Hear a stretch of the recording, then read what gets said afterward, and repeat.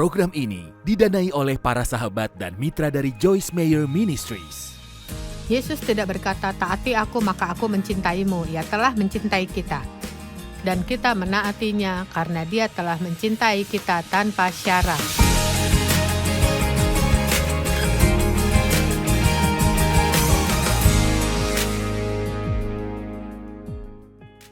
Terima kasih sudah bergabung dalam menikmati kehidupan setiap hari, dan saya berdoa saudara akan mendapatkan sesuatu yang dapat mengubah hidup saudara. Selama 2 hari dan hari terakhir ini kita membahas bagaimana menjadi orang hebat. Semua orang mau menjadi hebat dalam Tuhan. Kita tak mau hanya biasa saja, kita mau lebih. Tapi hebat menurut kita dan menurut Tuhan seringkali memiliki arti yang sangat berbeda. Kita menilai kehebatan seseorang dari pakaian kita, koneksi kita, kendaraan kita, dan karir kita, dan pendidikan kita. Tapi Tuhan berkata, Dia yang hebat menjadi hamba sesama. Orang hebat melayani. Tapi saya juga belajar bahwa orang hebat dalam Tuhan membutuhkan ketaatan. Jadi hari ini kita akan membahas ketaatan pada Tuhan. Taat kepada sesama. Memastikan bahwa kita tak hanya mendengar tapi juga melakukan firman-Nya. Menurut saya kadang kita bisa tertipu dengan berpikir, pergi ke gereja dan dengar firman, sudah cukup, tapi itu tak berguna tanpa melakukannya. Dengarkan ini, Matius 5 ayat 19.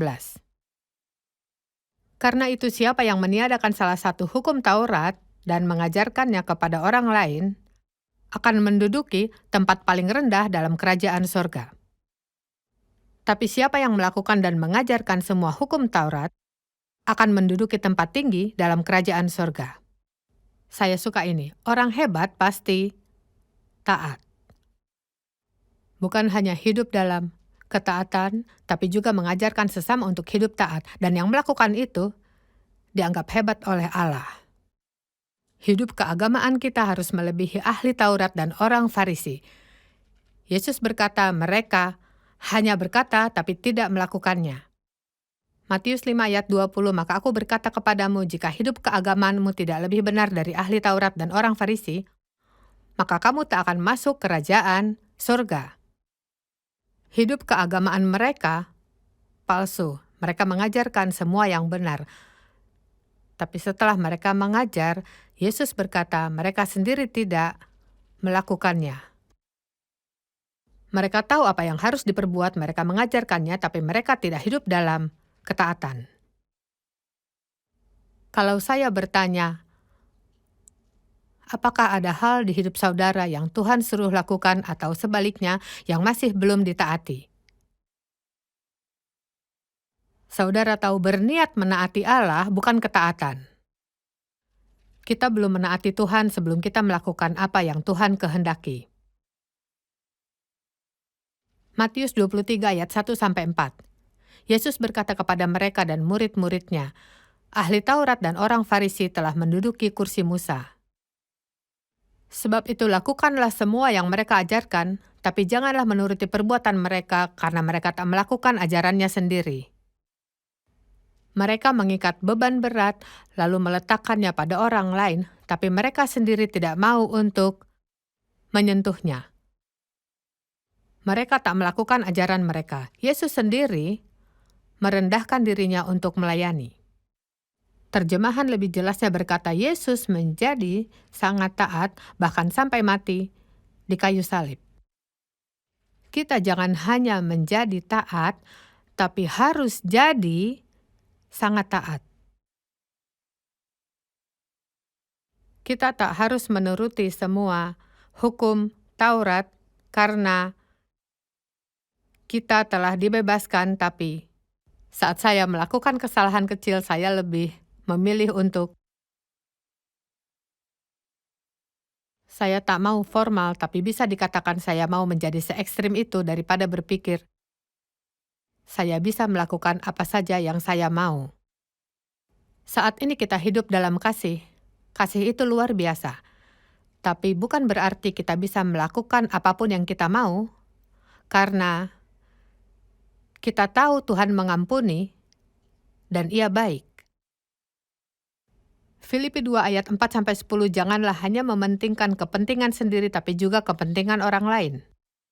Kemarin kita membahas tentang betapa pentingnya untuk mementingkan kepentingan orang lain dan bukan hanya mementingkan kepentingan kita sendiri. Anak saya sering bepergian dan bertemu orang baru karena dia selalu mencari tempat untuk kita bisa berinvestasi dalam keuangan yang dipakai untuk menolong sesama. Jadi dia sering bepergian di Amerika dan juga ke luar negeri mencari pelayanan yang jujur dan berintegritas, pelayanan yang membutuhkan dana untuk melakukan pelayanan untuk sesama. Dan kita bekerja dengan mereka seperti saudara bekerja dengan kami untuk menolong sesama yang membutuhkan. Maka, kita tidak boleh mementingkan keinginan sendiri tapi juga keinginan orang lain. Jadi, karena dia bertemu orang baru yang tidak dikenal, dia beritahu saya, dia bilang ternyata kalau aku membahas tentang kehidupan mereka, berbaur dengan mereka itu menjadi mudah karena semua orang suka bercerita tentang hidup mereka. Dan itu benar, itu salah satu cara untuk menjadi berkat untuk sesama. Ceritakan tentang dirimu, tentang keluargamu, tentang impianmu, tentang keinginanmu. Biarlah mereka menceritakan semuanya. Hendaklah kamu menaruh pikiran dan perasaan yang terdapat dalam Kristus Yesus, yang walaupun dalam rupa Allah tidak menganggap kesetaraan dengan Allah itu sebagai milik yang harus dipertahankan, melainkan mengosongkan dirinya dan mengambil rupa seorang hamba dan menjadi sama dengan manusia. Dan dalam keadaan sebagai manusia, ia merendahkan dirinya dan taat sampai mati, bahkan sampai mati di kayu salib. Itulah sebabnya Allah sangat meninggikan dia. Saya suka itu. Dan mengaruniakan nama di atas segala nama. Kalau kita rela merendahkan diri, Tuhan akan meninggikan kita. Tapi kalau kita terlalu sombong, maka Tuhan yang harus merendahkan kita. Marilah kita rela untuk merendahkan diri. Tidak mementingkan reputasi atau status kita sendiri, biarlah Tuhan yang mengangkat kita pada waktunya. Itulah sebabnya Allah sangat meninggikan dia dan mengaruniakan nama di atas segala nama supaya dalam nama Yesus bertekuk lutut semua yang ada di langit dan yang ada di atas bumi. Yesus mengajarkan dan melakukan apa yang Ia ajarkan. Bagaimana perilaku saudara terhadap orang lain? Ya, dalam Roma 5 ayat 19. Oleh ketidaktaatan satu orang, semua orang telah menjadi berdosa. Demikian pula oleh ketaatan satu orang, semua orang menjadi benar. Dan oleh dosa Adam, semua orang lahir berdosa. Tapi oleh kebenaran Yesus, siapa yang menaruh imannya dan percaya Yesus akan memiliki kebenaran Yesus melalui iman mereka. Wow! Maka oleh ketidaktaatan satu orang, semua menjadi tidak taat. Oleh ketaatan satu orang, semua menjadi taat. Saya beritahu sesuatu, kita memiliki kuasa lebih dari yang kita tahu. Kalau kita memilih untuk hidup benar dan selalu melakukan apa yang Tuhan kehendaki, selalu melakukan yang benar, saudara tahu, kita tahu dalam hati, kita tahu mana yang benar dan mana yang salah. Seringkali kita tidak diajarkan, tapi tetap tahu mana yang benar dan yang salah. Saudara bisa mengetahui kalau sedang menonton dan acara itu tidak benar.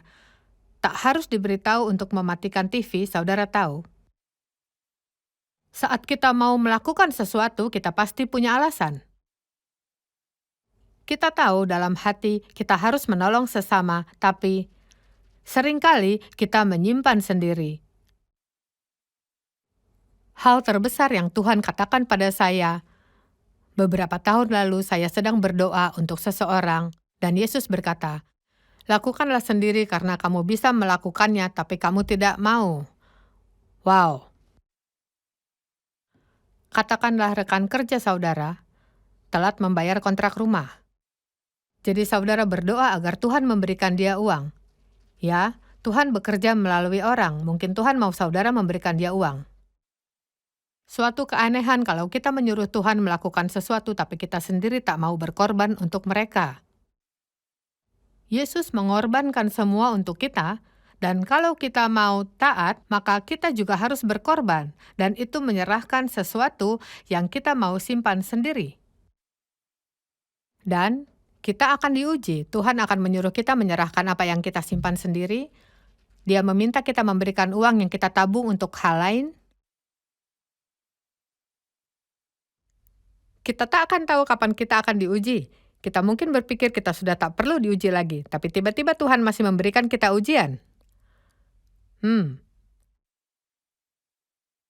Sulit bagi seorang wanita untuk melihat orang lain mengenakan barang yang Tuhan minta kita berikan, tapi kita tak mau. Tapi sekarang saya tak lagi begitu. Dan saya belajar untuk berbahagia untuk mereka. Kalau kita tahu apa yang kita lakukan adalah untuk Tuhan dan bukan untuk orang lain, dan kita akan diberkati karena itu, maka hidup akan lebih mudah. Saya sudah menanyakan ini, tapi akan saya tanyakan lagi hari ini, apa yang sudah saudara lakukan untuk sesama?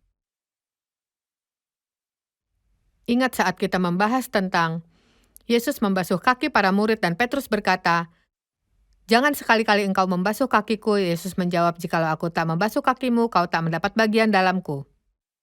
Menjelaskan bahwa kalau kita ingin menjalin hubungan yang benar, kita harus melayani sesama dan jangan hanya mau menerima. Hubungan kita akan jauh lebih baik jika kita berkata, "Apa yang bisa aku bantu?" daripada "Kamu harus melakukannya untuk aku." Dan lakukan dengan tujuan. Saya sudah melakukan ini tiap hari saat doa pagi. Memikirkan siapa yang akan saya temui hari ini. Bertanya pada Tuhan, apa yang bisa kulakukan untuk mereka? Tuhan tak selalu menjawab, tapi seringkali Dia menjawab. Setidaknya saya melatih pikiran saya ketika saya bersama mereka untuk melakukan sesuatu, dan saya akan siap kalau mereka membutuhkan sesuatu. Pikirkanlah hal ini dengan serius, karena ketaatan satu orang, semua orang diselamatkan. Dalam perjanjian lama Ulangan 30 ayat 19, "Kuperhadapkan kehidupan dan kematian, pilihlah kehidupan yang engkau dan keturunanmu akan hidupi." Saat kita memilih hidup, itu mempengaruhi kita dan juga kehidupan keturunan kita. Anak saya pikir satu kali berterima kasih kepada Dave dan saya, karena memilih jalan hidup yang benar untuk mereka dan untuk pengorbanan yang kita buat. Karena mereka belajar melalui perbuatan kita. Keempat, anak kami punya integritas. Mereka semua jujur. Mereka semua hidup dalam Tuhan. Mereka tak sempurna. Mereka buat kesalahan. Mereka belajar hidup dalam Tuhan lebih dari berkomunikasi, melainkan ketaatan. Saya kemarin bersama anak saya ke toko, dan dia mengalami sedikit masalah, dan dia sedikit kesal, dan berkata yang tak seharusnya dia katakan. Suaminya berkata, "Kamu mau minta maaf?" Dia bilang, "Tidak." Saat sampai rumah dan kita tahu bagaimana Tuhan menegur tiap kita, dan saya pikir itu yang terjadi. Lalu dia menghubungi toko itu dan meminta maaf pada anak perempuan itu. Anak perempuan itu tak terlalu peduli. Tapi saya berkata, "Tidak apa, kamu telah melakukan hal yang benar, sisanya antara kamu dan Tuhan." Saudara tahu kita harus cepat bertobat dari kesalahan. Kembalilah kepada mereka dan berkata, "Aku minta maaf." Jangan hanya dibiarkan. Ya, kita bisa bertobat di hadapan Tuhan, tapi lebih sulit melakukannya kepada sesama. Berkata aku minta maaf karena telah melakukannya itu hal yang salah. Kuperhadapkan kehidupan dan kematian, pilihlah kehidupan yang engkau dan keturunanmu akan hidupi. Aku memanggil langit dan bumi menjadi saksi. Kepadamu kuperhadapkan kehidupan dan kematian, berkat dan kutuk. Pilihlah kehidupan yang engkau dan keturunanmu akan hidupi. Saudara tahu perjanjian lama berbicara tentang berkat dan kutuk. Kalau kita menaati perintahnya, kita akan diberkati dan dihukum kalau tidak taat. Ulangan 28, ayat 1, 2, dan 15. Jika engkau mendengarkan suara Tuhan dan melakukan dengan setia segala perintahnya yang kusampaikan padamu hari ini, maka Tuhan Allahmu akan mengangkat engkau di atas segala bangsa di bumi. Dan segala berkat ini akan datang padamu dan menjadi bagianmu jika engkau mendengarkan suara Tuhan Allahmu. Tapi, jika engkau tak mendengarkan suara Tuhan Allahmu dan tak melakukan dengan setia segala perintah dan ketetapannya yang kusampaikan padamu hari ini, maka segala kutuk akan datang padamu dan mencapai engkau. Ya, keseluruhan kitab Ulangan pasal 28 membahas tentang berkat dari ketaatan dan kutuk dari ketidaktaatan. Tapi kita tak hidup berdasarkan perjanjian lama lagi. Setelah mereka berdosa, cara mereka bertobat bukan hanya mengaku dosa dan meminta kasih Allah, tapi mereka harus memberikan korban untuk membayar dosa mereka. Dan dosa mereka bisa diselimuti, tapi tak hilang. Jadi rasa bersalah itu selalu ada. Tapi Yesus telah menjadi pengorbanan tunggal yang terakhir, yang utuh, yang sempurna untuk kita semua. Tak lagi dibutuhkan pengorbanan. Saat kita berdosa, kita memandang Dia dan mengaku dosa kita mengakui dosa, dan Alkitab berkata, Yesus akan mengampuni dosa kita, Tuhan tidak menutupinya, Tuhan menghilangkannya, dan membuangnya sejauh timur dari barat, dan tidak lagi mengingatnya. Wow. Ya, saudara tahu perbuatan Tuhan untuk kita, apa yang Dia berikan, Dia ingin kita melakukan yang sama kepada orang lain. Siapa yang harus saudara ampuni yang masih membuat saudara kesal atau marah karena mereka memperlakukan saudara secara tidak adil? Cara melayani sesama adalah saudara bisa mengampuni mereka. Tidak menghakimi atau mencaci mereka. Sabar terhadap mereka. Alkitab bahkan berkata kita harus sabar dengan kelemahan orang. Saudara tahu kita semua punya kelemahan. Hanya kita lebih sering menang terhadap kelemahan kita, tapi orang lain masih lemah. Jadi untuk kita yang kuat, sangat mudah menghakimi mereka yang lemah. Tapi kita harus sadar bahwa kita masih punya kelemahan yang berbeda dengan orang lain. Dan Tuhan sangat sabar terhadap kita, Dia menunjukkan kasih-Nya dan memberikan kasih-Nya. Kita tak perlu hidup menurut perjanjian lama lagi. Tapi kita tetap mau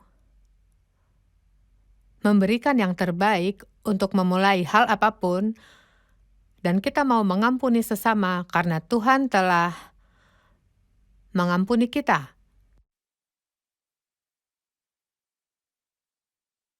Kita tak bisa taat tanpa mendengar Tuhan. Tuhan memberikan perintah pada kita melalui orang lain. Saat kita tak mau mendengar perkataan Tuhan, kita lari dari hal yang Tuhan sampaikan untuk kita. Sangat mudah untuk kita ketika Tuhan menyuruh kita melakukan sesuatu untuk orang lain, tapi kita tak mau melakukannya. Dan kita melupakannya dengan memberi alasan. Kita punya banyak alasan. Zakaria 7 ayat 8-13 berkata, firman Tuhan datang pada Zakaria. Beginilah firman Tuhan, laksanakanlah hukum yang benar, dan tunjukkanlah kesetiaan dan kasih sayang kepada sesama. Janganlah menindas janda dan anak yatim, orang asing dan orang miskin. Janganlah merancang kejahatan terhadap sesama. Tuhan punya tempat khusus di hatinya untuk orang yang merasa sendiri dan tak berdaya, janda, yatim piatu, dan mereka yang kurang mampu. Tapi mereka tak mau menghiraukan, mereka membalikan badan mereka dan menulikan telinganya. Tapi kita tak mau seperti itu. Kalau Tuhan berkata sesuatu tapi saudara tak mau dengar, jangan menutup telinga. Minta belas kasihan untuk mendengar dan melakukan dan menjadi taat. Mereka membuat hati mereka keras seperti batu, sehingga tidak mendengar pengajaran firman Tuhan. Jadi datang murka yang hebat dari Tuhan. Tuhan berkata, seperti mereka tak mendengarku, aku tak akan mendengar panggilan mereka. Wow. Sekali lagi saya tahu itu perjanjian lama, tapi saudara tahu perjanjian baru tidak membuat kita lupa perjanjian lama. Itu memberikan kita kemampuan, kasih, kekuatan melalui Roh Kudus untuk memenuhi panggilan Tuhan dalam hidup kita. Kenapa orang taat disebut orang hebat? Karena ketaatan itu sulit. Itu tak mudah. Tuhan tak selalu meminta kita melakukan hal yang kita senang. Seringkali, bahkan tiap kali, Tuhan ingin kita melakukan hal yang tak kita sukai. Hal yang sulit dilakukan. Kita akan meneliti apa yang kita terima dari berkat dan kutuk. Ketaatan memberikan berkat ketahanan akan godaan tak bisa dikalahkan, kekuatan, dan berjalan dalam hadirat Tuhan. Tuhan akan meninggikan yang taat, Dia akan mengangkat kita. Tapi ketidaktaatan menghasilkan kesulitan, masalah kemanapun kita pergi, penderitaan, putus asa, kekecewaan, kemiskinan, kehancuran, ditinggalkan, tidak nyaman, kelemahan, dan penindasan. Ya ampun, saya lebih memilih untuk taat daripada melawan Tuhan. Kalau kita mau mendapat berkat, kita harus senang hati menaati perintahnya. Ini hal yang serius yang kita bahas hari ini. Banyak orang Kristen yang berkompromi dan hidupnya tak berubah. Mereka bergereja, punya stiker rohani di mobil mereka. Mereka baca Alkitab tapi sedikit setiap harinya. Tapi apakah kita menaati apa yang kita baca? Dan jangan beralasan, tapi semua orang melakukannya. Saudara tahu, kita tak sama dengan mereka. Saya tak sama dengan mereka. Kita memiliki tanggung jawab sendiri di hadapan Tuhan. Saya tak akan bertanggung jawab terhadap Dave atau anak-anak saya, dan saudara hanya bertanggung jawab ke diri sendiri. Saya memohon kepada saudara, kalau ada di antara saudara masih tidak taat, datanglah pada Tuhan bertobat, dan mintalah pengampunan dan pertolongan Roh Kudus untuk melakukan kehendak-Nya. Ada satu ayat yang terus saya ingat saat saya belajar, dan ini ayat yang sederhana. Yohanes 14:15, Yesus berkata, "Jikalau engkau mengasihiku, maka kamu menaati perintahku." Wow. Jikalau engkau mengasihiku, maka kamu menaati perintahku. Kita sangat mudah mengatakan, Tuhan, aku mengasihimu. Tapi ujian sebenarnya adalah, maukah kita dengan tulus melakukan kehendak-Nya atau tidak? Kalau saya marah dengan seseorang dan saya tahu Alkitab berkata, ampunilah mereka, maukah saya mengampuni mereka atau saya mencari alasan? Saudara tahu alasan itu sama dengan kebohongan. Kita bisa membuat alasan apapun tapi tak akan berhasil untuk Tuhan. Kalau saya sulit menyamakan perasaan saya dengan kehendak Tuhan, keinginan saya menyerahkan keinginan saya pada kehendak Tuhan, dan tetap melakukan kehendak-Nya dengan ketulusan, artinya saya mencintai Dia. Yesus tidak berkata, taati aku, maka aku mencintaimu. Ia telah mencintai kita. Dan kita menaatinya karena Dia telah mencintai kita tanpa syarat dan melimpahkan kepada kita saat Yesus di kayu salib, mati untuk dosa kita. Orang yang hebat dalam Tuhan selalu taat.